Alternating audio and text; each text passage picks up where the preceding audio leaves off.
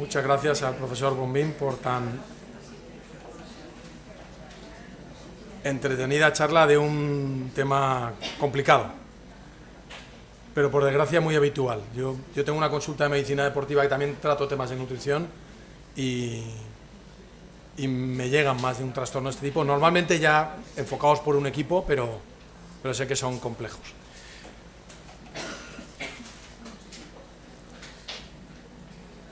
Bien, vamos a hablar ahora un poquito de nutrición, ejercicio y salud, y lo he titulado como aquellas preguntas y sus respuestas que deberíamos ser capaces de contestar en nuestra consulta. Porque como decía al principio de la jornada, yo siempre he echado de menos formación en nutrición dentro de la carrera de medicina, pero todavía he echado más de menos formación en ejercicio. Incluso muchas veces lo echo de menos en mis colegas.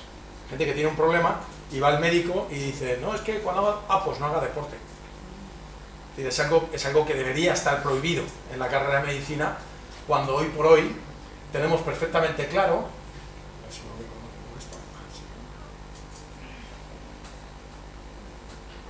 Estos son efectos especiales, pero paso de diapositiva. Cuando hoy tenemos muy clara la relación del ejercicio con la salud. Vamos a intentar aclarar un poquito eso, esa relación del ejercicio con la salud. Vamos a intentar entender un poquito también mejor el concepto de nutrición, que ya nos ha explicado, sobre todo esa gran diferencia entre nutrición y alimentación, pero bueno, de una forma un poquito más global. Y vamos a ver interacciones entre ejercicio y nutrición, que luego las veremos en el caso específico de los diabéticos de una manera muy singular y que además yo creo que es muy ilustrativa, porque el diabético probablemente es un paradigma de gran interacción entre ejercicio y nutrición.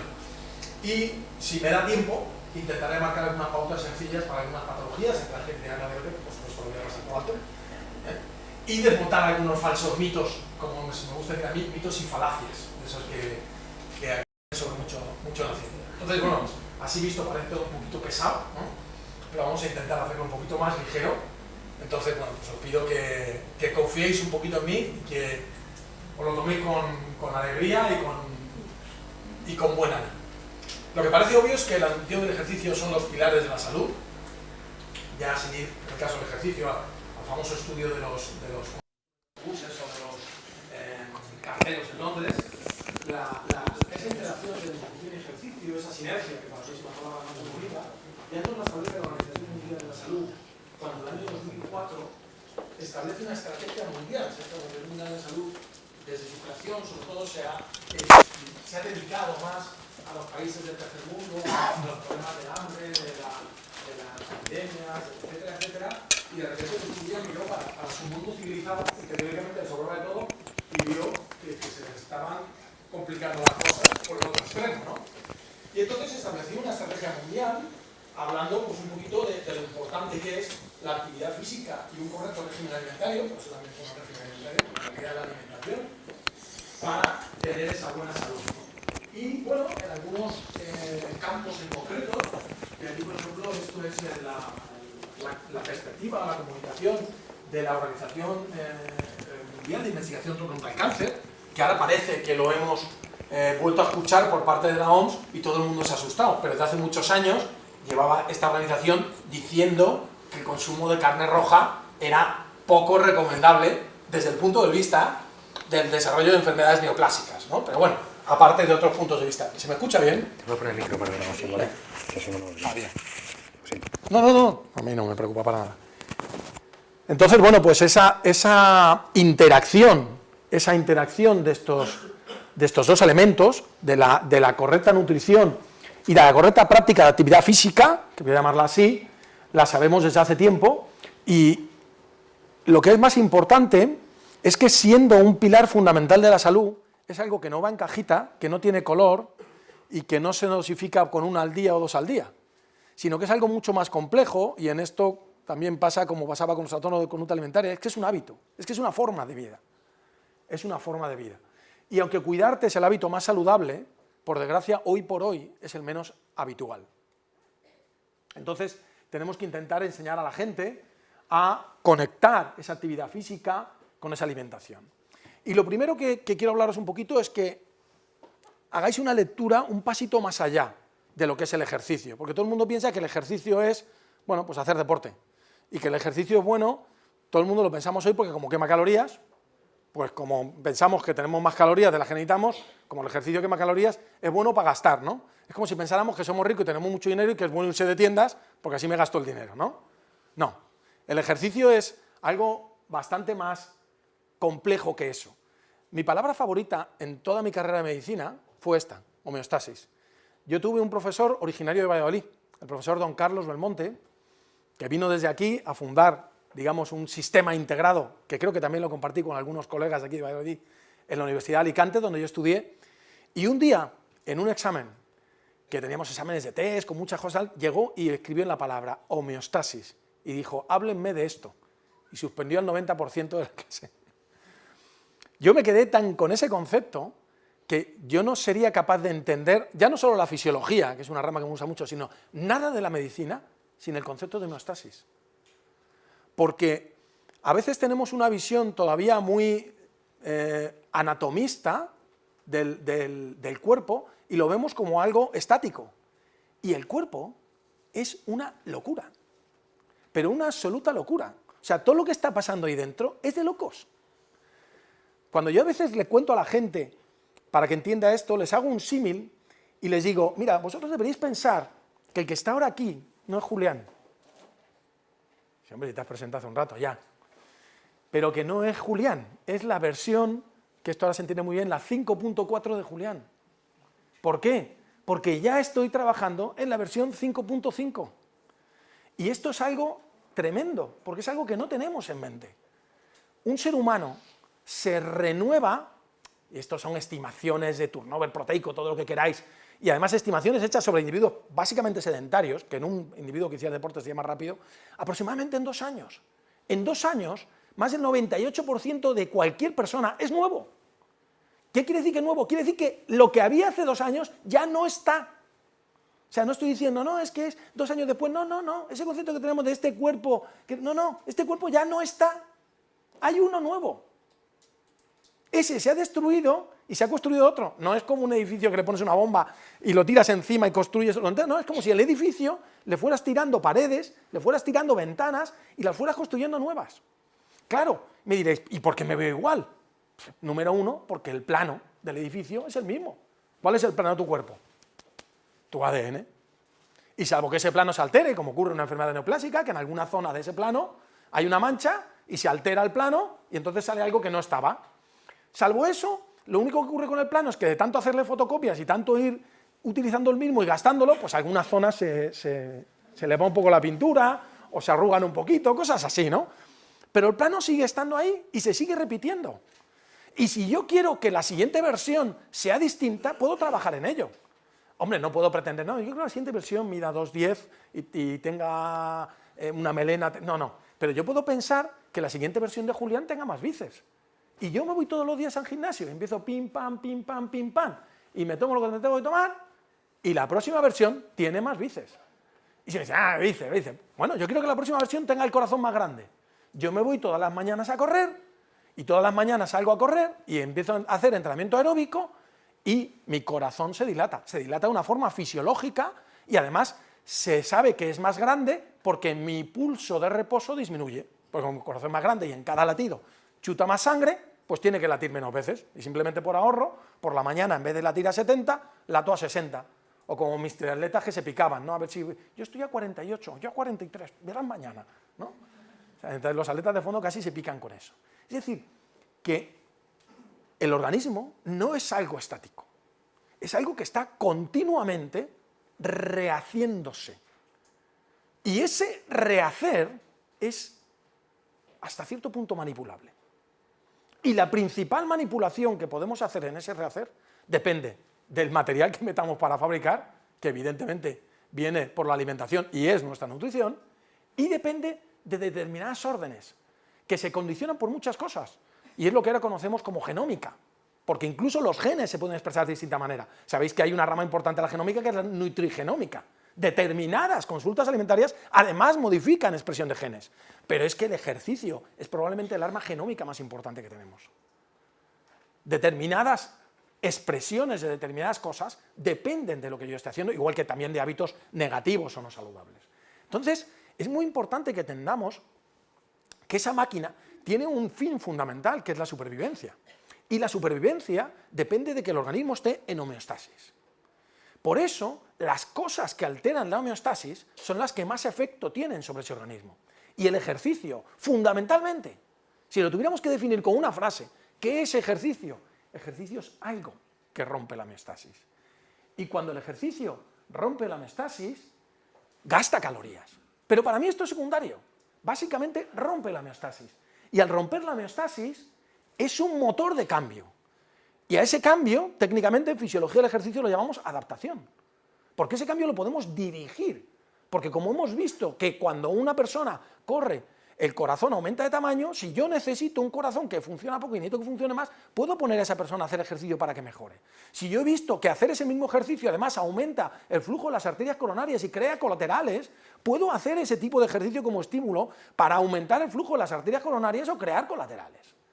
Si yo he visto que ese trabajo aumenta la densidad del hueso, puedo hacer ese ejercicio para aumentar la densidad del hueso. ¿De acuerdo? Entonces, tenemos que entender el ejercicio y la vida como algo mucho menos pasivo y mucho más activo. Y además, no solo tiene efecto en mi vida cuando lo estoy haciendo, porque el ejercicio pone en marcha señales celulares y va creando una dinámica continua de esa adaptación. ¿De acuerdo? Como decía Super Ratón, no se olviden de vitaminizarse y mineralizarse. Uno de los ejemplos de que el ejercicio no se acaba cuando se acaba, y en un plazo muy corto, es cuando yo le explico a la gente lo que es la deuda de oxígeno. La gente me dice, ¿qué es eso la deuda de oxígeno? Pues yo cuando corro gasto energía y cuando he acabado ya la he gastado. No. A veces tu organismo utiliza fuentes de energía que son como una especie de préstamo. Cuando tú pides un préstamo, ¿qué tienes que hacer? Pagar intereses. Pues el organismo hace lo mismo. Por ejemplo, mi deporte es el remo.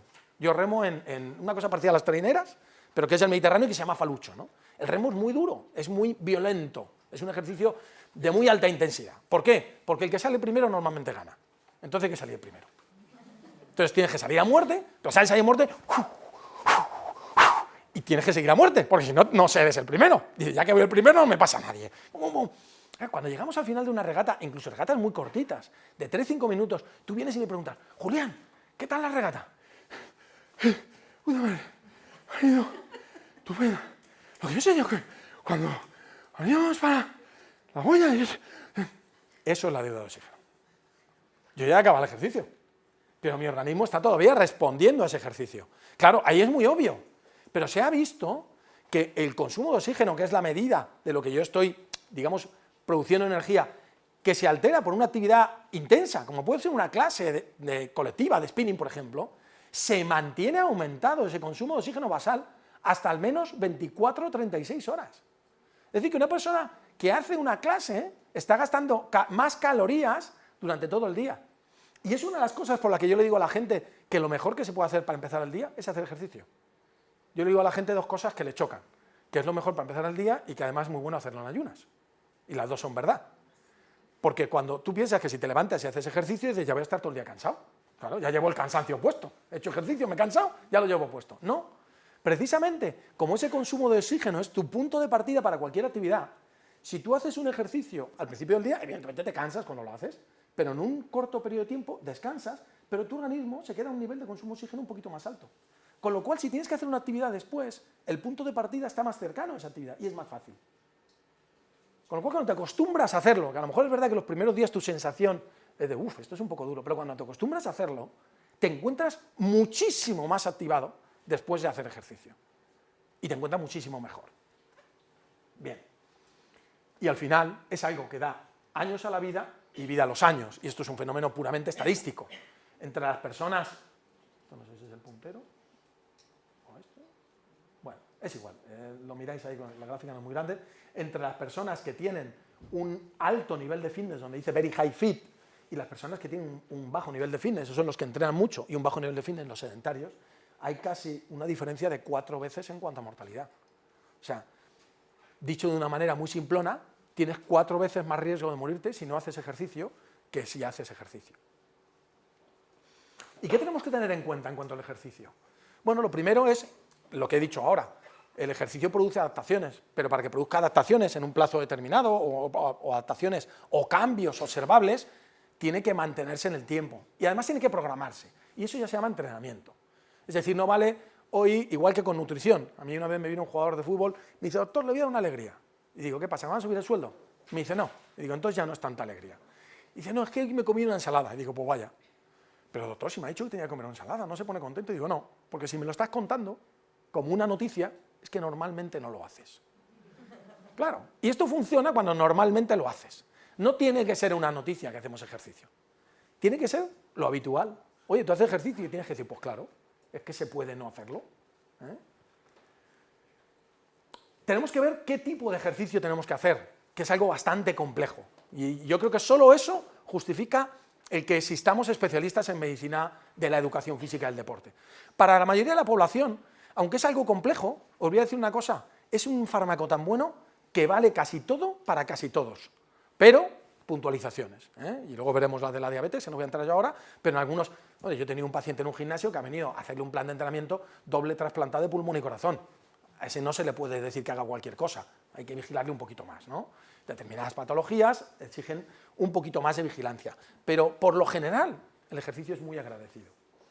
Y en el ejercicio, ¿qué hay que controlar? Factor número 1, la intensidad, que la gente suele comprarse un pulsómetro y esas cosas, pero normalmente no es la mejor medida de intensidad, pero bueno, por lo menos refleja una preocupación por la intensidad. El volumen, la cantidad de ejercicio que hacemos y el tipo de ejercicio. Por ejemplo, una persona que tiene mucho sobrepeso, si se va a correr por un sitio donde hay continuamente cuestas y va para arriba, para abajo, y pesa muchísimo, las rodillas, los tobillos, incluso la espalda de esa persona va a estar sufriendo mucho. Luego, a lo mejor a esa persona que tiene mucho sobrepeso le voy a decir, haz un ejercicio en el que tu peso no te castigue las articulaciones, y lo meto en una piscina, preguntándole si sabe nadar primero, claro. Entonces, hay condicionantes biomecánicos, hay condicionantes fisiológicos, y nos pueden surgir problemas. Nos pueden surgir problemas como con cualquier tratamiento. Yo creo que menos, pero pueden surgir. El primero es la fatiga. Claro, la gente que empieza a hacer ejercicio y nunca lo ha hecho dice que se cansa. Lo primero que decir, hasta cierto punto es normal que te canses, porque era una sensación que no conocías, pero verás que es una cosa temporal. Pero a veces no, a veces hemos programado más el ejercicio, no hemos tenido en cuenta la recuperación y todo el resto de vida, y la persona pues tiene que dejar el ejercicio porque ve que no puede llevar ese ritmo de vida normal. Entonces la de aguda de sobreesfuerzo no es tan grave, pero el sobreentrenamiento crónico o la fatiga crónica sí puede ser un problema y exige revisar todo el plan de ejercicio y todo lo que hay alrededor, porque yo he tenido en deportistas de élite casos de sobreentrenamiento o de fatiga crónica que resulta que eran porque había tenido una niña, la madre había dicho que ella ya había tenido todo el embarazo y que había currado bastante y que ahora le tocaba a él, y entonces él se tenía que levantar por las noches que la niña lloraba. Y claro, yo le expliqué a la madre, digo, ya, pero tú vives muy bien porque él es un tío moreno que mete muchas canastas y le pagan un montón de pastas. Si no puede jugar, se acabó el juego. Digo, contrata una niñera, pero déjale dormir. Esas cosas son reales, son casos reales, ¿no? Entonces hay que tener en cuenta todo lo que hay alrededor de ese descanso. Pueden aparecer lesiones, pero es un hándicap que se puede solucionar y que únicamente hay que ser capaz a veces si es una lesión aguda, pues de curarla, entre comillas, y si es una lesión asociada a un defecto de técnica o a un mal uso de material, pues corregirlo. Y pueden aparecer complicaciones médicas, ¿no? Pueden aparecer desde la más grave, que sería la muerte súbita, ¿de acuerdo?, hasta golpes de calor, pueden aparecer síncopes, pueden aparecer crisis asmáticas. Bueno, pues ya hay que aprender a manejar conjuntamente el ejercicio con determinados fármacos y el ejercicio en determinadas patologías, que prácticamente, por suerte, hoy por hoy casi todas las sociedades tienen recomendaciones para ese tipo de poblaciones para que podamos evitar esto. En general, en cuanto al tipo de ejercicio, solemos hablar de 3 tipos de ejercicio. El más conocido por todos y que a todo el mundo le parece maravilloso, que es el ejercicio aeróbico, y es normal que lo sea así porque es el ejercicio que hacemos sin querer. Ahora mismo todos estamos haciendo ejercicio aeróbico. Si consideramos estar sentado un ejercicio de muy baja intensidad, si ponemos el 0 el metabolismo basal, sería ejercicio aeróbico. En mi caso, que estoy de pie, hago un poquito más de ejercicio aeróbico y normalmente no me pongo detrás y pido estos micrófonos porque me gusta hacer un poquito más de ejercicio aeróbico, me cambio de sitio, veo las caras y hago más ejercicio aeróbico, ¿no? Y les voy a decir una cosa curiosa, llevo un relojito de estos que luego te cuentan toda tu vida, por probarlos, cómo funciona, y los días que estoy subido todo un día a una tarima, me sale un 200% de mi actividad, a lo mejor no he tenido tiempo para entrenar. Obviamente, el día que cojo la bici y me subo 3 puertos me sale un 300, pero quiero decir que esa actividad se llama gasto energético no asociado a la actividad, pero esa actividad no buscada como actividad física propiamente dicha, como entrenamiento, también es importante, ¿eh? Y es una actividad generalmente de tipo aeróbico. Bien, también está el ejercicio de fuerza, que durante mucho tiempo ha estado muy denostado, hasta que en el año 94 una mujer que se llamaba María Fiatarone dirigió un trabajo con personas de 87 años de media edad y demostró que la fuerza muscular puede aumentar en cualquier grupo de población. Y sobre todo, si tenemos en cuenta, como luego os mostraré, que la fuerza muscular se considera hoy en día uno de los mayores predictores de no mortalidad o de supervivencia, ¿eh? Simplemente la fuerza que tienes para agarrar un hand grip, que llaman, que es una máquina de hacer fuerza, un dinamómetro de mano. Lo bueno del ejercicio de fuerza es que es muy programable, es muy versátil y permite preservar la masa muscular e incluso aumentarla. Que en determinadas poblaciones, por ejemplo la población mayor o la población osteoporótica, o incluso en algunas poblaciones de diabéticos, es muy importante, porque en el músculo es donde está el receptor GLUC4, que tiene mucha importancia en esa tolerancia a la glucosa. Y luego, en los últimos años, se ha puesto muy de moda el ejercicio interválico, que ahora en los últimos años le han dado un giro, y en vez de llamarlo interválico, a lo mejor les suena, han oído hablar del HIIT, del High Intensity Training, que, bueno, pues hace unos años lo famoso el High Intensity Training o del interválico era el spinning, ahora lo famoso es el CrossFit, ¿eh? Estos ejercicios de muy alta intensidad, que precisamente como son de alta intensidad y no podemos mantenerla mucho tiempo, la única manera de hacerlo es de forma intervalada, están demostrando que tienen mucha utilidad, sobre todo en nuestros tiempos, donde el principal limitante es la motivación y el tiempo. Yo tengo poca motivación y poco tiempo. Este tipo de actividades te motivan mucho en poco tiempo y consiguen obtener muchísimos resultados. Aunque podríamos decir que a veces por su violencia incluso, podrían ser más peligrosas. A pesar de eso, las estadísticas que estamos empezando a tener nos dicen que son muy positivas, que producen muchas más ventajas que inconvenientes. Clásicamente, además, estas actividades no se practicaban porque se suponía que no servían para adelgazar, cuando se pensaba que el ejercicio era una cosa para adelgazar. Bueno, pues lo que se ha comprobado es que si se mide bien ese gasto energético, con esa deuda de oxígeno, con lo que supone que tú generes cierto grado de una cosa que se llama ácido láctico, que luego el organismo recupera en el hígado a través de una cosa que se llama ciclo de Cori, y paga un impuesto por eso, al final, el trabajo anaeróbico, voy a pasar rápido, el trabajo anaeróbico al final gasta mucha más energía, el trabajo interválico, que el mismo esfuerzo hecho de una manera continua a menor intensidad.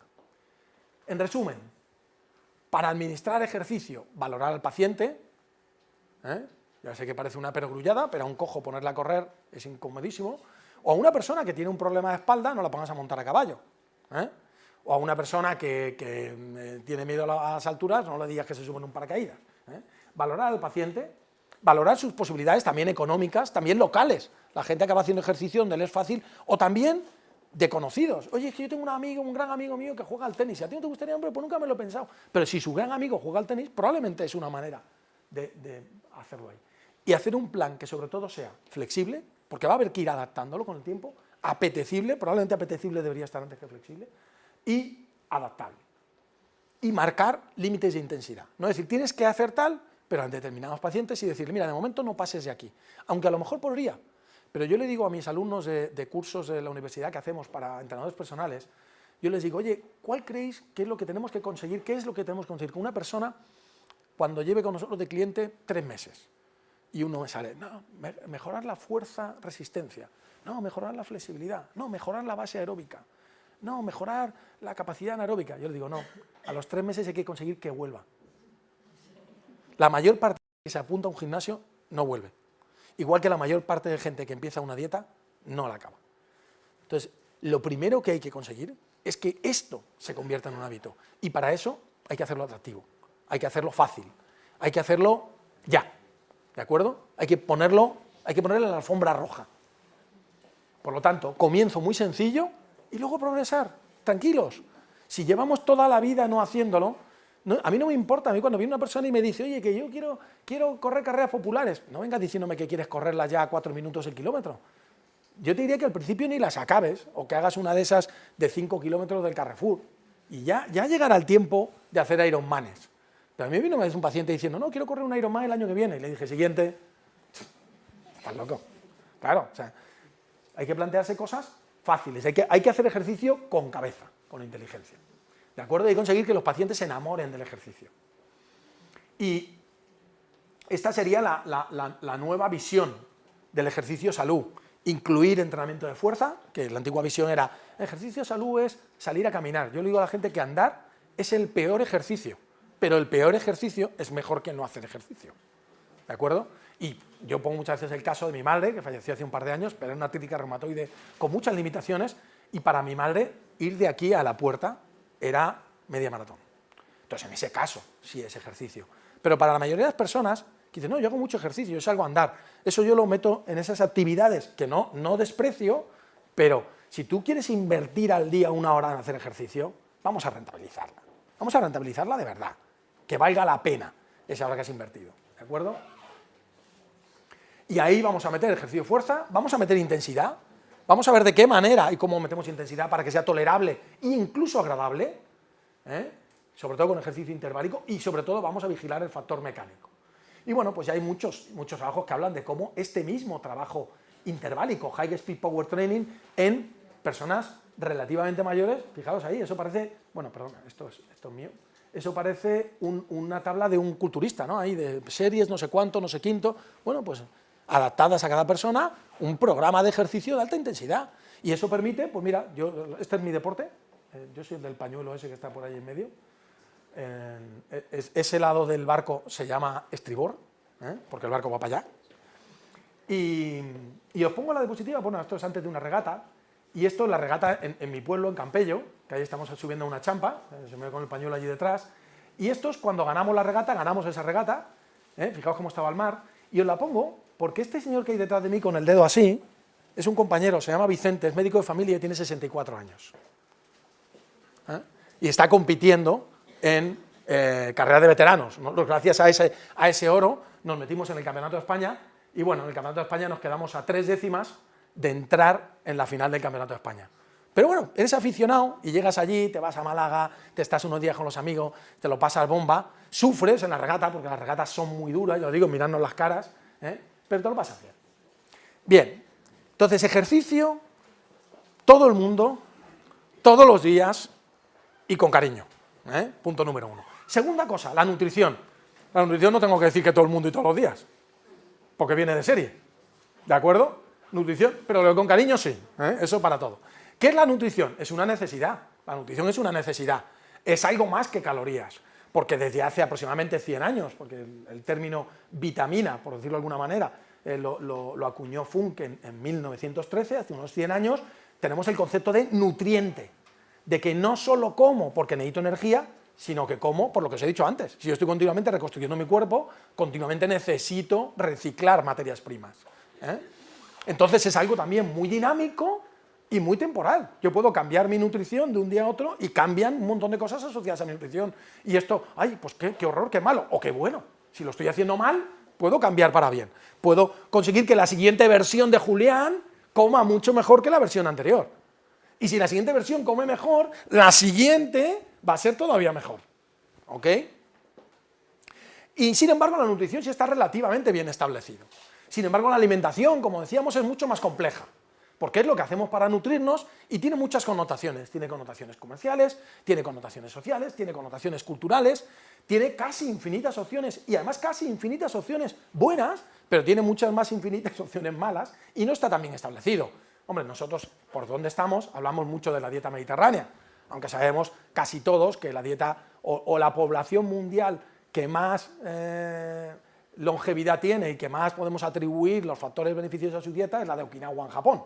Pero bueno, la mediterránea no está mal, sobre todo cuando el estudio que se hizo de las 7 ciudades pues lo comparaba con la americana.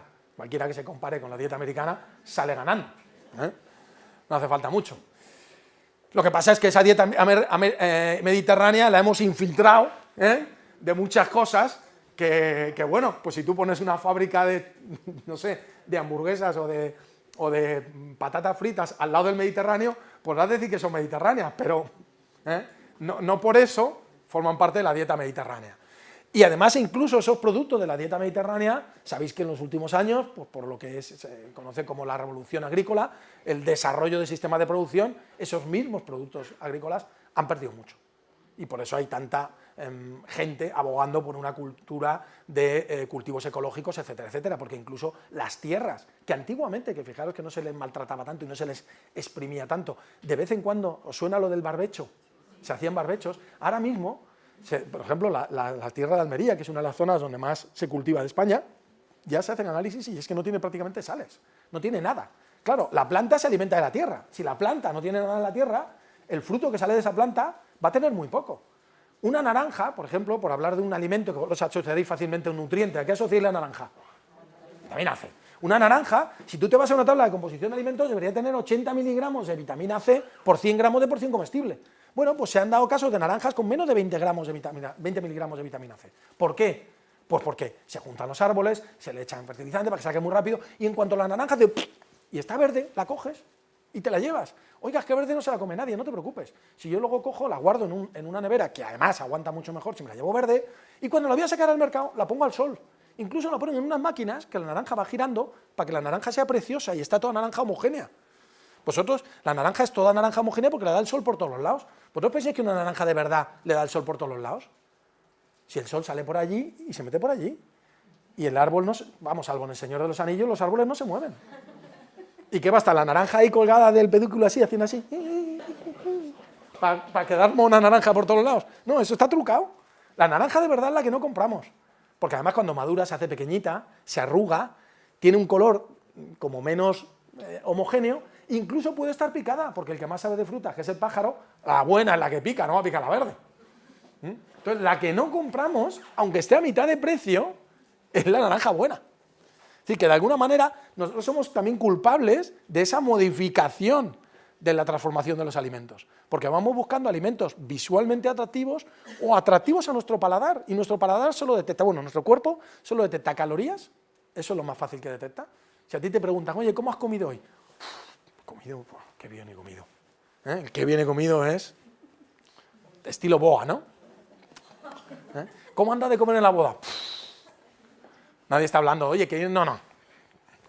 Tú te vas hoy a una pizzería y pides una pizza y te ponen una pizza así, vas mañana a otra y te ponen una pizza así y vuelves a la segunda.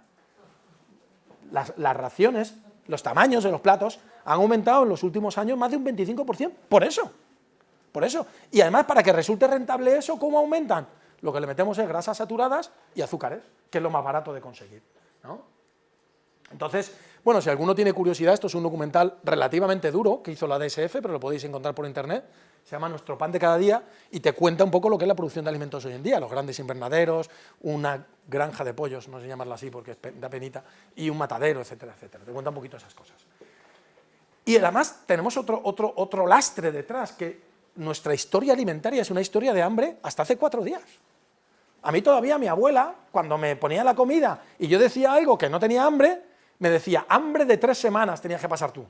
Claro, como no has pasado una guerra, como haciéndome sentir culpable de que no me estaba comiendo lo que me ponían, ¿no? Y desde hace relativamente poco hemos tenido una gran disponibilidad de alimentos y no hemos sido capaces de adaptarnos a eso. No hemos sido capaces. Y nuestro país es una broma todavía. Tú te vas a México y te meten la comida por las orejas. Tú te paras, como dicen ellos, con el carro y te vienen al carro a venderte comida a 8. Tú llegas al lado de un hospital y está lleno de tenderetes, de carnitas, fajitas, no sé qué y no sé cuántos, porque es muy barato. Y entonces, como comer es un placer tan barato hoy en día, y además que cubre incluso a veces ansiedades psicológicas, pues nada, maravilloso, ahora todos a comer. Y además, hoy en día los nuevos alimentos nos venden que precisamente lo que a lo mejor es menos natural, nos venden que es lo natural.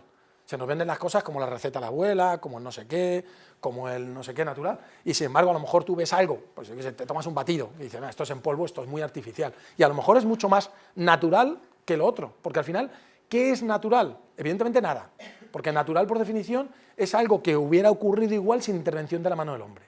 Nada de lo que comemos está libre de intervención de la mano del hombre, gracias a Dios.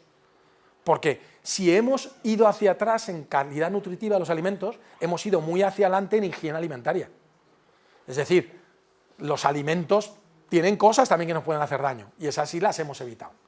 ¿De acuerdo? Entonces, todo lo que comemos es artificial, lo que hay que pensar no es si es artificial o natural, sino que es más saludable para mí. Evidentemente, una naranja de las de verdad no es que sea más natural y yo por ser un nostálgico me quiera comer esa, sino que es más saludable que la que tiene mucha menos vitamina C, ¿de acuerdo? Luego, a veces cuidado, generalmente el procesamiento de los alimentos disminuye sus cualidades nutritivas, pero a veces un alimento que parece menos procesado está mucho más procesado, porque lo han procesado hacia una apariencia similar al alimento raíz, ¿de acuerdo? Y lo mismo, a veces lo que ocurre con los suplementos o los complementos es que como los vemos procesados, pensamos esto es antinatural, y a lo mejor son cultivos mucho más cuidados y extracciones mucho más cuidadas de esos nutrientes, precisamente porque es la filosofía de ser un suplemento. Esto es lo que os decía, cómo desde los años 80 se detecta a nivel de consumo mundial cómo el consumo de grasas y el consumo de azúcares aumenta. Y no es que tú vayas y compres grasas y compres azúcares, es que esas grasas y esos azúcares se introducen en todos los alimentos, incluyendo sobre todo el azúcar. Y sabéis que, bueno, pues no hace mucho este hombre empezó con estos trabajos, el doctor Ahmed, porque él lo descubrió porque tenía ratas que estaba tratando o estudiando adictas a la cocaína y dijo, tengo que ponerles un placebo, les puso agua con azúcar y el 80% de las ratas se fueron al agua con azúcar. Y dijo, vaya con el placebo. Resulta que el placebo es la cocaína, ¿eh? O sea, que la adicción al azúcar es un hecho muy, muy, muy real. Y sin embargo, en nuestra sociedad, todavía cuando un niño llora, se coge el chupete y se le moja en azúcar. Dile a una madre, mójaselo en coca, ¿estás loco? Pues por ahí vas casi, ¿eh? Y al final, como lo que os hablaba de los suplementos, por ejemplo, también existe la creencia, y mucha gente dice, no, es que tomar suplementos es como, entonces te da igual lo que comas. Pues fíjate, curiosamente, los estudios que han valorado esto han visto que la gente que toma suplementos come mejor. ¿Por qué? Porque en el fondo, ya que están invirtiendo dinero, una preocupación en una parte de su dieta, no quieren estropearlo con lo demás. Y se preocupan más de lo que comen. ¿Y dónde está el problema? Pues el problema está en que a veces no decidimos nosotros lo que comemos. Porque yo siempre digo que además de nosotros, en esa versión, no tengo micrófono, hay alguien más.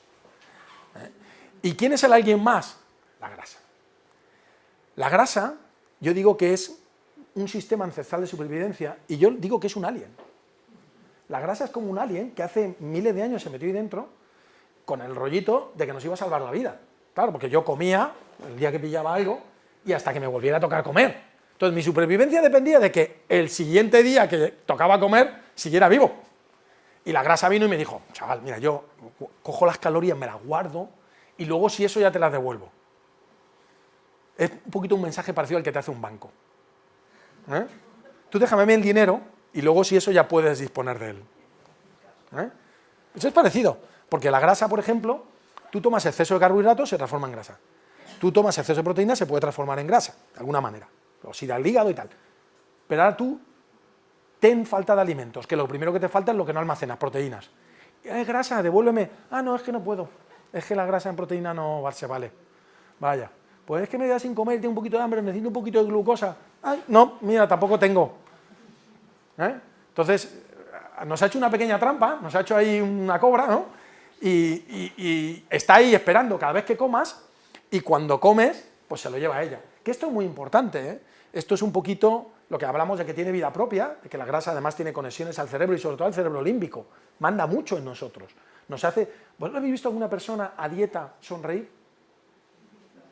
¿Tú te encuentras con alguien que está a dieta? Manolo, ¿qué tal? Soy yo, idioto. Todo el mundo que está a dieta está triste. Esto es una filmación de un amigo que se dedica a los vídeos, a las cámaras ocultas para filmar al alien. Nos quiere hacer comer y a veces decimos, no quiero. Y entonces siempre tiene alguna estrategia. Siempre tiene alguna estrategia.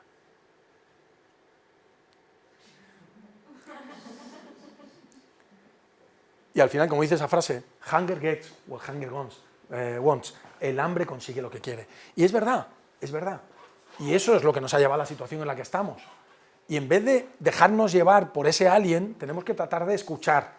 ¿Pero a qué vamos a escuchar? ¿A la publicidad? ¿Vosotros creéis que es lo más conveniente escuchar a la publicidad? Estos dos casos que son muy buenos. Sobre todo el de Just Do It. No, tenemos que escuchar a la ciencia. Tenemos que escuchar a la ciencia y ver qué nos dice la ciencia sobre eso. Y la nutrición hoy en día tiene muchísimo conocimiento.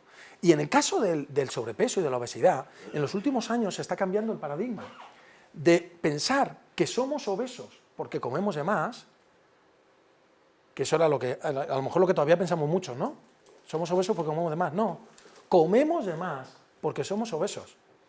Que ya podemos jugar a huevo y gallina, pero es muy importante esta puntualización, porque fijaros, y esto es sí, en el JAMA del 2014, el esquema es bastante bueno.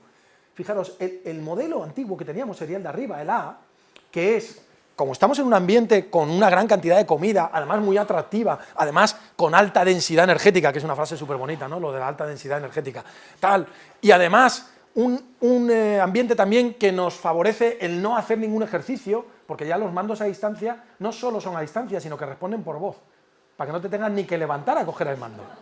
Le dices, pon la 4, ¿eh? Lo que pasa es que cualquier día va a empezar a decir, no me gusta. Cuidado. Bien, eso aumenta el ingreso de energía, disminuye el gasto y dices, entonces tengo mucha energía circulante y como está circulando por ahí, pues se queda en la grasa, ¿no? Como el dibujo ese que nos sacan del colesterol que va por la sangre y se paran las arterias, que es una soberana estupidez, pero nos lo ponen en la tele y todo el mundo se lo cree. O sea, las placas de ateroma no se forman desde fuera, se forman desde dentro. O sea, lo que va por la sangre da igual, lo que importa es lo que llega a la célula. Pero bueno, nos lo cuentan así, nos lo creemos, ¿no? Pues en este caso lo mismo. Entonces, ¿qué ocurre? Que pensamos que va mucha grasa por ahí y entonces cuando pasa por al lado de se agarran, ¿no? No. Lo que de verdad ocurre es que la calidad de la dieta, sobre todo la calidad de la dieta, y esto lo vais a entender muy fácil, si os comparo lo que serían las calorías, lo que es comer, con la pasta, porque ahí cuando hablamos de pasta nos entendemos todos.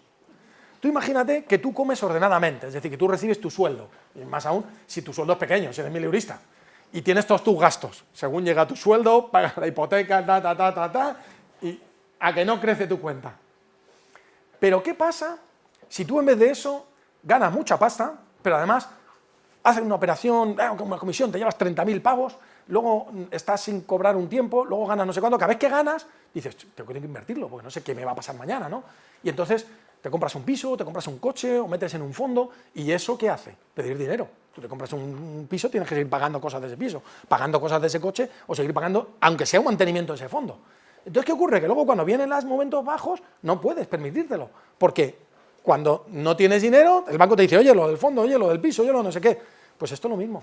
El señor que come de una manera desordenada desarrolla una respuesta que, lo voy a decir muy simple, luego si esto me corriges, Aurelia, básicamente una respuesta de estrés, de cortisol, que pretende almacenar energía, sobrevivir y salvar energía. Favorece el depósito de grasa esa situación de desorden de comida y de estrés. Y al mismo tiempo, el estilo de vida favorece ese desorden, favorece ese estrés. Luego vamos acumulando grasa, ¿y qué hace la grasa? Pide su parte, porque lo que hoy en día se ha visto es que el organismo, uno de los factores de, preciosa palabra, homeostasis, es el nivel de energía circulante. Parece que controlamos bastante bien, sumando entre hidratos de carbono, ácidos grasos, etcétera, que nuestro organismo tiene que tener un nivel de energía circulante, que sería como el cash. Entonces, si yo como y no tengo cash en mi sangre porque la grasa se lo chupa, yo sigo teniendo hambre. Entonces yo estoy comiendo al lado de una persona obesa y yo digo, bueno, ¿cómo puedes seguir teniendo hambre si ya has comido bastante? No, tú has comido bastante porque tú has comido para ti. Yo he comido para el alien. Y ahora quiero comer para mí. Claro. Entonces, si no somos conscientes de eso, le decimos, oye, tío, es que no tiene sentido, es que no te comas eso. Pero que no es voluntario, que esa comida es, como diríamos antes, primitiva. Se lo está pidiendo el cuerpo. Entonces tiene que hacer un ejercicio voluntario importante para conseguir contener ese hambre y estrategias que normalmente consisten en dividir las comidas, en tener engañado al alien, en hacer ejercicio, porque cuando haces ejercicio hay uno más chulo que el alien, que es el músculo. Ese sí le roba un poquito. Entonces, si consigues hacer ese tipo de cosas, pues le vas rascando, y a medida que le vas rascando se va haciendo pequeño, como yo digo, es educar al alien. Es en vez de tener un Rottweiler medio loco, intentar tener un Schnauzer enano o un Yorkshire de estos con un kiki, que se porte bien, ¿de acuerdo? Entonces esa es el nuevo planteamiento. Bueno, aquí os contaba un poco, esto es que lo presenté en el Colegio Americano de Nutrición, la importancia del uso de las grasas, por eso lo ejercicio en ayunas. Si yo hago ejercicio en ayunas, mejoro mucho mi oxidación de las grasas. El estímulo para mi cuerpo, incluso lo hacemos como estrategia en deportes de larga duración. En gente de Ironman les hacemos épocas de tomar muy bajos contenidos de carbohidrato, entre comillas, para que sufran y tengan que utilizar grasas. No les permite entrenar al mismo nivel, pero en cuanto tienen un poquito de entrenamiento, casi entrenan al mismo nivel, porque además una de las cosas que mejoran son los triglicéridos intramusculares, y mejoran mucho el metabolismo de las grasas. Con lo cual, cuando luego llegamos a la competición, les damos hidratos de carbono, les dejamos que se carguen de hidratos, pero como utilizan mucho mejor las grasas, tiran mucho más tarde de la reserva de glucógeno y aguantan a mucha más intensidad toda la prueba. Son cosas, bueno, aplicaciones a veces del deporte. Y una de las cosas en las que también tenemos, aparte de con las grasas, un mal concepto, es con la proteína. Primero lo que tú has comentado, lo de la gente, los culturistas y tal, todo el mundo piensa que los problemas de hígado, los problemas de riñón son por la proteína. No es cierto. No está asociada ninguna patología, ni de hígado, ni de riñón, al consumo de proteínas, y hay gente que consume muchísimas proteínas, no hay ninguna referencia en la literatura científica, ninguna. ¿Qué ocurre? Que en esos años en que en Estados Unidos se puso de moda el culturismo, todos los culturistas, por supuesto que tomaban proteínas, pero se chutaban básicamente dos cosas, anabolizantes, y luego en la época de afinar, que se llama, se secan. Un culturista, no sé si sabéis, que tiene una época en la que se pone cachas, pum, pum, pum, entonces come mucho, y hace muchas pesas, pum, pum, pum, y luego, como se hace muy siempre, no se ven los músculos, hace y se estruja, ¿no? Entonces, para estrujarse, cambia el entrenamiento, cambia la alimentación y se mete diuréticos. Entonces, los anabolizantes se cargan el hígado, hasta llegar a un cáncer de hígado incluso, y los diuréticos afectan al riñón, porque además usan diuréticos de asa, no te creas que van con tonterías, no.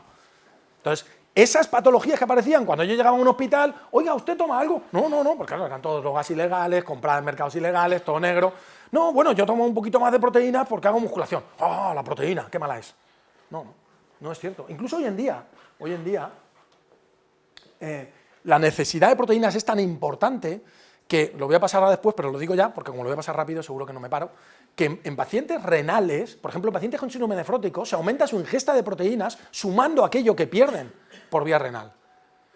Salvo raras excepciones, como puede ser un tío con encefalopatía hepática, ¿sabes? En todos los demás es mucho más importante, y eso es lo que se está viendo en pacientes renales, que si yo le quito la proteína, produzco tal nivel de caquexia y de catabolismo que la situación clínica en la que llevo al paciente es mucho peor que lo poquito, si es que hay que demostrar que pueda acelerar la patología renal y que me lo pueda abocar a un programa de diálisis.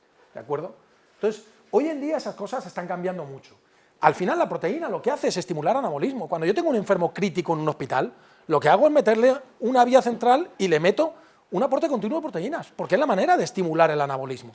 Sobre todo podríamos hablar también de algunos aminoácidos en concreto, pero no es tema de esta charla, ¿no? Y es necesaria para fabricar músculo. Incluso el Colegio Americano de Medicina Deportiva ya hace años dijo que la sarcopenia de las personas mayores en gran medida se asocia a la inactividad. Por supuesto, porque decimos, tú, jubilado, no te muevas, que es como un atraco. Claro, no se mueve, el organismo es economicista. Si no uso el músculo, ¿para qué lo quiero? Con lo caro que me sale. Maná, fuera. Pero no solo eso, sino que vio que había un descenso muy importante del consumo de proteínas en las personas mayores. Y yo, por ejemplo, como os contaba el caso de mi madre, yo me di cuenta con ella. A mi madre le costaba mucho, le apetecía comerse, no, hijo mío, una tostadita, un poquito de mermelada. El hidrato de carbono siempre es como más placentero. Y cuando la persona ya no tiene ganas y no tiende a dejar el consumo de alimentos proteicos. Y bueno, en el caso de mi madre, pues la suerte es que se lo fui dando a través de batidos, ¿no? Y más o menos se mantenía. Pero normalmente no vigilamos esas cosas. Y si a la mayoría de nuestros pacientes de cierta edad les hiciéramos auténticas o correctas encuestas alimentarias, veríamos que el consumo de proteína está muy, muy por debajo de lo que necesitan. Y que eso condiciona en gran medida esa sarcopenia, ¿no? Bueno, hay muchos trabajos ya que hablan de esto, de la sarcopenia con la edad por la falta de proteína, y que la distribución, lo importante no es cuando hablamos, no, te tienes que tomar al día 1 gramo, 2 gramos. Yo incluso me preguntan, bueno, entonces este tipo de atleta, digo, no, a mí me da igual. Yo no me planteo, a mí me salen los gramos cuando sumo todo lo que me tomo todo el día. ¿Y qué me tomo todo el día? Pues mira, en nuestra sociedad, 3 comidas principales. Y en cada comida principal, pues debe haber unos 20 gramos de proteína. Desayuno, comida y cena. 2 snacks, normalmente. En cada uno de ellos, como la proteína es lo que más falta, hay un poquito de proteína. ¿Cuánto? Pongamos 10 gramos. Tengo 20, 40, 60, 70, 80. Más o menos es la media que me dicen. Pero ahora hago ejercicio. Cada ejercicio lo alimento. ¿Qué ejercicio has hecho? Un ejercicio aeróbico, sobre todo tengo que recuperar con hidratos de carbono, pero un poquito de proteína. Pero he hecho un ejercicio de fuerza, que he hecho una gran destrucción muscular y he estimulado un gran trabajo muscular, pues tengo que recuperar con más proteína. Entonces, a lo mejor un entrenamiento de un culturista sí que me condiciona 10 o 15 gramos durante el entrenamiento y 25 gramos en un batido cuando acaba, y sin embargo un entrenamiento de una salida de un ciclista solo me condiciona un batido que tenga 10 gramos de proteínas y a lo mejor 40 hidratos. Es decir, luego ya alimento cada fase de ejercicio. Y al final del día sumo y normalmente me sale luego lo que dicen los libros. que una persona normal está consumiendo alrededor de 1 gramo, que un deportista de resistencia no más de 1,4 y que un deportista de fuerza entre 1,4 y 2. Bien, pero yo no lo hago porque me salgan los números, ¿de acuerdo? Lo hago porque lo que le doy al organismo es lo que necesita, y esto es muy importante, en el momento que necesita. Porque si yo estoy mirando los gramos, lo mismo los gramos me cuadran, pero ese tío que está haciendo entrenamiento de fuerza se come un chuletón de 1 kilo y en ese chuletón de 1 kilo se está tomando 100 gramos de proteína y dice, ya está, lo de todo el día. No, porque la proteína no se mantiene en el tiempo. 100 gramos de proteína en una sola dosis, o esos batidos con altas cantidades, sobre todo de proteína de suero, que es de muy rápida absorción, la mayoría lo oxida el hígado, porque el hígado tiene mucha avidez a utilizar la proteína como fuente de energía.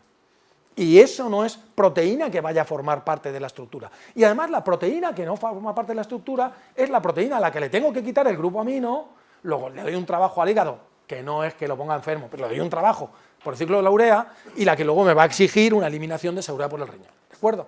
Entonces el consumo de proteína debe ser adecuado, pero sobre todo debe ser continuo a lo largo del día.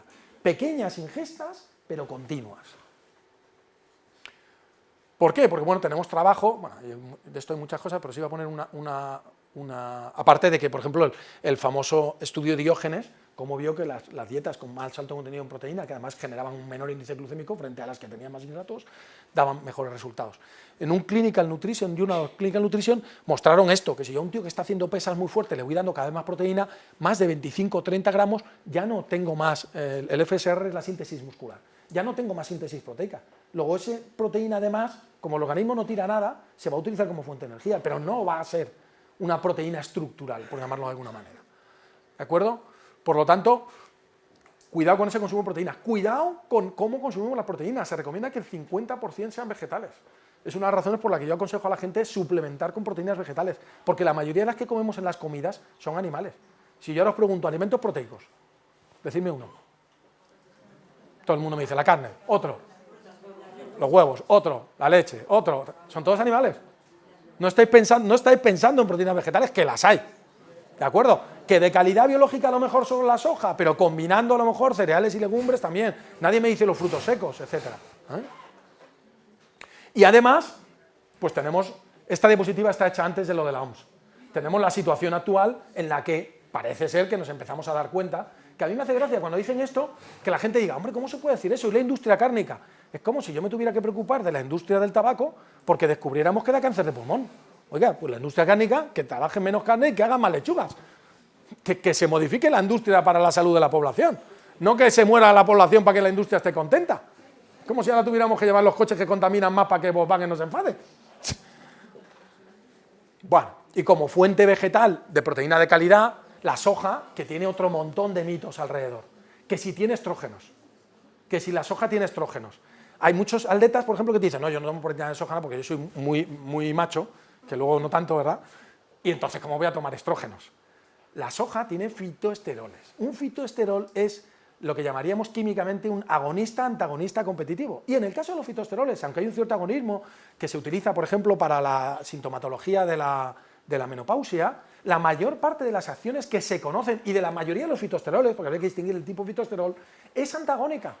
Por ejemplo, hay muchos estudios epidemiológicos que muestran que las niñas en países orientales que consumen más soja de pequeñas tienen menos cáncer de mama. Y la explicación es que la ventana estrogénica es menor porque ese fitoesterol está haciendo un poquito de bloqueo de algunos de los receptores. Incluso hay gente que dice que no solo no se debe tomar con tamoxifeno, sino que se debería favorecer el consumo de soja. Y el propio cáncer de soja, cáncer de mama, en el propio cáncer de mama, los estudios más modernos dicen que la supervivencia en el cáncer de mama es mayor en las mujeres que consumen soja.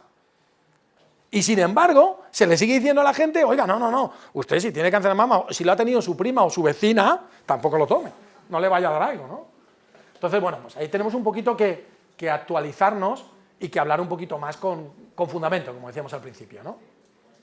O el riñón, que ya lo he dicho antes, por eso lo paso un poquito más rápido, pero como, sobre todo en pacientes que se ha visto que empeoran mucho porque al final lo que te da calidad de vida, si es que vivimos con el músculo, si es que yo me daba cuenta, mi madre cuando empeoró mucho, cuando tuvo una caída, se quedó sentada un tiempo, hizo una atrofia de su poquito músculo que tenía y no era capaz de levantarse.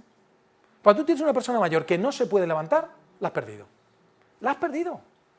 Entonces, yo iba todos los días con ella y me iba allí, le cogía la mano y la iba soltando, le hacía rehabilitación todos los días para que pudiera levantarse. Porque en el momento en que no puede levantarse, entonces nuestra masa muscular, no nuestro consumo de oxígeno, ninguna otra cosa, nuestra masa muscular es la que define nuestra calidad de vida. Nuestra masa muscular es la que nos dice qué podemos y qué no podemos hacer. Y el músculo depende absolutamente de las proteínas, porque además el músculo no está ya hecho. Tú dejas de hacer ejercicio. Bueno, fijaros los primeros astronautas que se fueron allí y bajaron y nadie pensó en eso, y cuando llegaron aquí salieron de la cápsula y se cayeron al suelo. O sea, se habían atrofiado de tal manera, por no tener ni siquiera gravedad, que ahora, claro, que cuando suben están todos ahí en la cinta, con las corrientes, con las gomas, con el no sé qué, porque es fundamental, ¿de acuerdo? Como decía, es un predictor de mortalidad. Bueno, incluso es curioso, en gente joven, no sé si esto lo habrías oído, en gente joven es un gran predictor de mortalidad porque se ha visto que la baja masa muscular en gente joven se asocia a altos índices de suicidio. Cosas tremendamente curiosas, ¿de acuerdo? Y la importancia, como os decía, de asociarlo a ese consumo de proteínas. Esto es lo que te decía de los... Si quieres luego te paso la cita, diciendo que tienen más. Y entonces lo importante es que estemos dando al cuerpo siempre ese recambio proteico, y para eso necesitamos dos cosas. Necesitamos ejercicio, que es la orden, y materia prima, que es nuestra alimentación. Esta gráfica es bonita de explicar, pero no la voy a contar. Y en el fondo los suplementos, al final lo que son es una evolución de la ingeniería alimentaria, que lo que me permiten, sobre todo a mí que trabajo con deportistas y quiero tanto de carbohidratos, tanto de proteínas, tanto de tal, o en un momento determinado. Hoy he hablado con un tenista famoso que le voy a empezar a asesorar y tal, y me decía, no, yo lo que necesito es una comida para los días que estoy en una competición y no sé a qué hora voy a jugar y a qué hora acabo y luego tengo la otra. Pues en ese caso, evidentemente, un batido sustituido de comida le viene de miedo, porque no tiene que andar ni preparando, ni pensando, nada, lo tiene preparado y ya acaba el partido hasta ahora y el siguiente lo tiene tal, pues lo toma en medio y ya está. ¿Ok? Entonces, al final son herramientas que tenemos que ni hipervalorarlas, pero mucho menos denostarlas. Tenemos que aprender a manejarlas. Son las herramientas que tenemos en el siglo XXI. Soy un futbolista mío. Y al final lo que tenemos que entender es que el ejercicio y la nutrición saludable son factores clave para la aparición, evolución y pronóstico de cualquier patología. Y además son estrategias de bajo coste y de altísima rentabilidad. Yo he sacado, y esto lo digo con mucho orgullo, solo uno, pero porque tampoco he tenido muchos pacientes, pero yo he sacado a un fibromiálgico de la fibromialgia con ejercicio, 2 años. Pero después de 2 años, un chaval que al principio, además de que también estaba en tratamiento con psiquiatra por una depresión, etcétera, etcétera, un chaval que estaba muy mal, que después de 2 años venga y además te llame un día y te diga que se ha casado y que va a tener un hijo y que le va a poner tu nombre a su hijo porque le ha salvado la vida, eso da sentido a toda una carrera de medicina, fíjate lo que te digo. Da sentido a toda una carrera de medicina. Y es pim pam, pim pam, pim pam, pim pam. Y es hacerle creer en él mismo. Pim pam. Y el ejercicio ayuda a eso. Porque cuando tú haces ejercicio es muy agradecido. Tú haces ejercicio y dices, bueno, esto no lo puedo levantar porque no estoy bastante fuerte. Pero coges una carga un poquito más pequeñita y la levantas. Y de repente ves un mes después que esto no podías y ves que lo levantas. Y nadie te tiene que contar nada y dices, esto está mejor.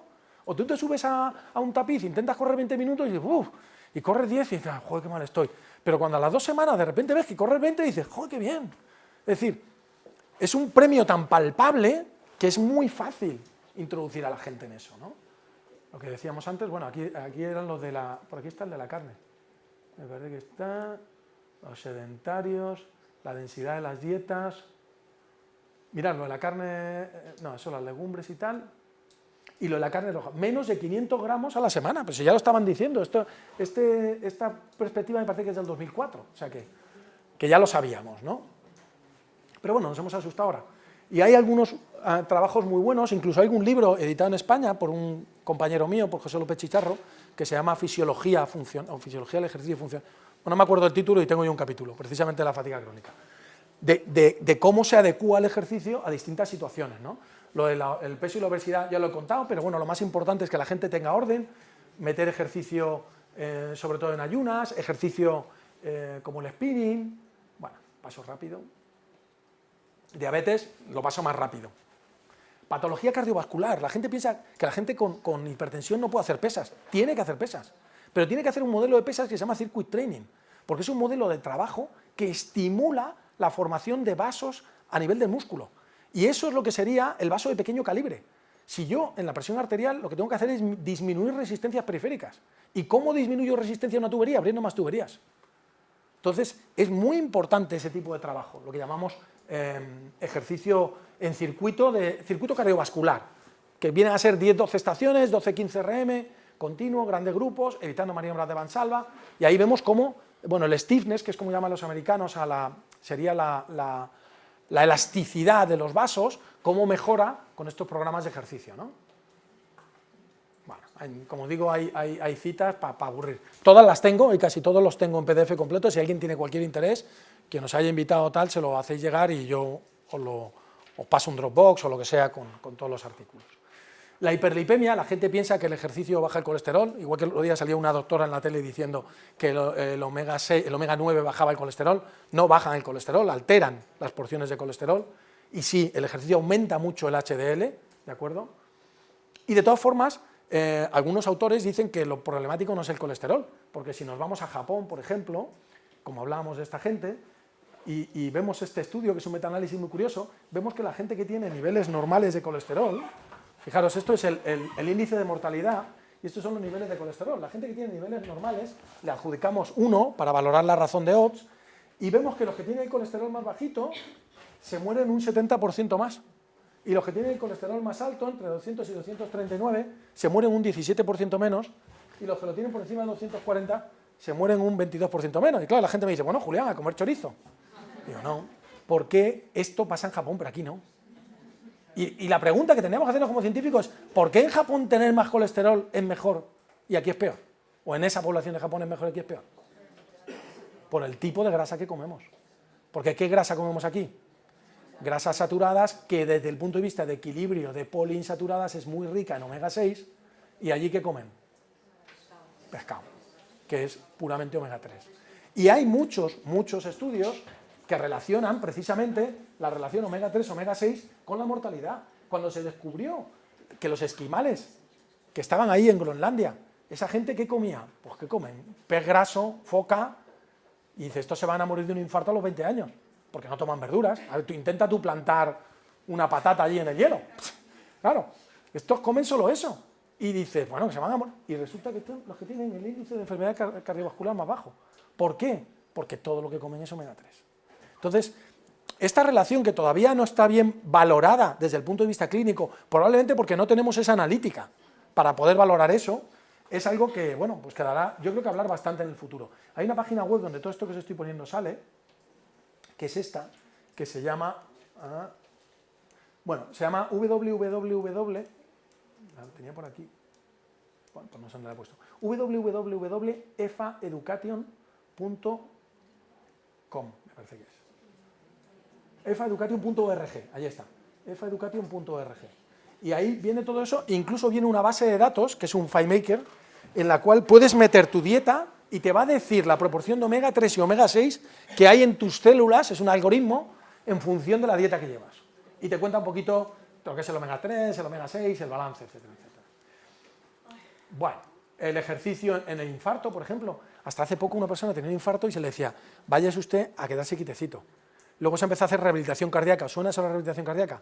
Empezó haciendo ejercicio aeróbico y baja intensidad, con lo cual no empeoraban, pero tampoco mejoraban, porque no se conseguía estimular nada. ¿Por qué? Porque los médicos siempre hemos tenido más miedo de qué va a pasar que de hacer las cosas.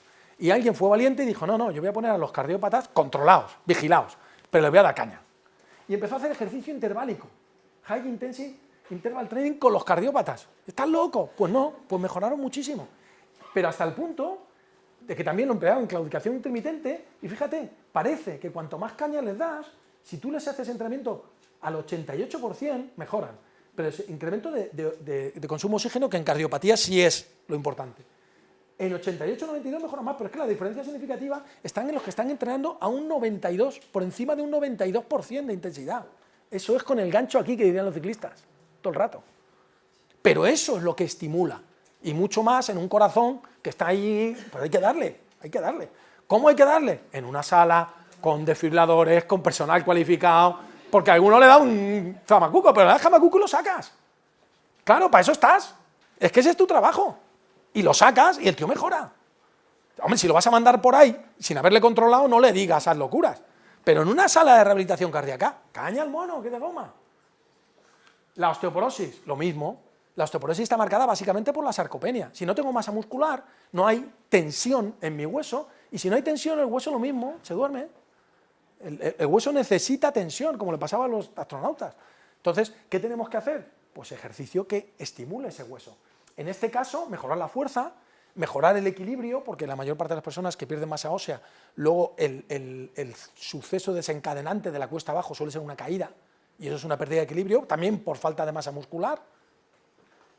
Y trabajar esa fuerza, este es el trabajo que os decía de Fiatarone, que en el año que salió, en el 94, os contaré que el New England era el número 1 de índice de impacto. Ahora ya sé que son las de genética y probablemente de ordenadores, pero en aquella época el número 1 de índice de impacto lo tenía el New England Journal, una revista de medicina. Este era el trabajo, mejora de fuerza muscular de un 113%, o sea, más de duplicar la fuerza muscular de personas de 87 años de media. Había personas de 92 años en el estudio. Bueno, y hoy en día las recomendaciones son muy variadas y, por ejemplo, yo siempre digo que hay que hacer algún ejercicio postural y hay muchos trabajos hechos con pilates, ¿no? El pilates en personas de determinada edad mejora mucho la calidad de vida porque mejora mucho la postura y mejora mucho sobre todo el equilibrio del core. Entonces la gente aprende a soportar bien la columna vertebral, a las zonas más débiles son las que más se refuerzan en este tipo de actividades, ¿no? Y bueno, pues podemos conseguir abuelitos como estos, ¿eh? Que es lo que queremos. Y antes de acabar, una última perla. Fijaros todo lo que os he dicho de ejercicio, que es buenísimo, pero el hecho de que hagamos ejercicio no nos tiene que olvidar de lo malo que es estar sentados. Y por eso me viene perfecto, porque ahora vamos a acabar y nos vamos a mover todos un poquito. Porque, aunque tú hagas todo el ejercicio que te toca, aunque hagas esos 60 minutos de ejercicio todos los días, si luego estás 8 horas sentado, aumenta tu riesgo cardiovascular, independientemente de que hayas hecho el ejercicio. Hoy en día se ha visto que son dos riesgos independientes. Es decir, ¿el ejercicio disminuye tu riesgo cardiovascular porque haces ejercicio? Sí, pero el sedentarismo, independientemente del ejercicio, puede aumentar tu riesgo cardiovascular. Y la mayoría de la gente no lo sabe, porque cuando hicieron este estudio, esta gente y vio eso, hizo una encuesta a todos para preguntarles, oye, ¿tú te das cuenta de esto y tal? Y la mayoría de la gente no lo sabe. Entonces, la mayoría cree que estar sentado no es malo, no, pero yo luego salgo... O pensar, los weekend warrior, yo luego el fin de semana hago todo mi ejercicio. No, hay que tener un hábito de actividad, en todo, en subir andando, en ir a la compra, en ir a ver a tus vecinos, en moverte, en levantarte a estirar, aunque sea, en levantarte, en no tener el agua cerca, tenerla lejos para tener que ir a por ella, en sentarte lejos del aseo también para tener que ir para allá, etcétera, etcétera, etcétera. Bueno, luego hablaremos del agua. Con lo cual, al final, lo que le digo a la gente es que hay un libro que me encanta, que lo leí cuando era un chaval, que se llama Ilusiones, de Richard Bach, es el autor de Juan Salvador Gaviota, que a lo mejor os suena más, y es un libro de un Mesías que dimite de ser Mesías, y otro que se lo encuentra y dice, ¿pero cómo se va a dimitir? Y dice, dame el manual, y le da el manual para el Mesías, ¿no? Entonces tiene muchas frases, yo puse una en mi tesis, la que yo puse en mi tesis es, tu ignorancia es directamente proporcional a la medida en que crees en la injusticia y la tragedia, lo que la oruga interpreta como el fin del mundo es lo que su dueño denomina mariposa. Pero hoy os voy a poner otra, que es muy bonita, y es aprender algo, es darte cuenta de que ya lo sabes. Y es importante aprender todos los días, y de todo lo que podamos, pero tan o más importante que aprender es actuar. Actuar es demostrar que lo sabes.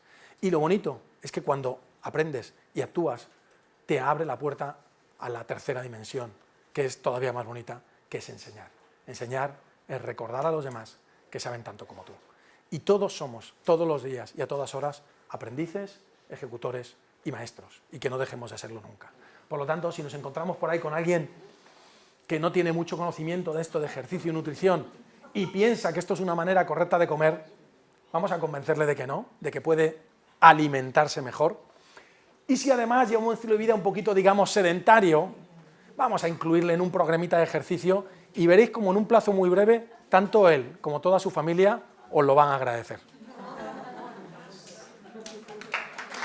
Gracias.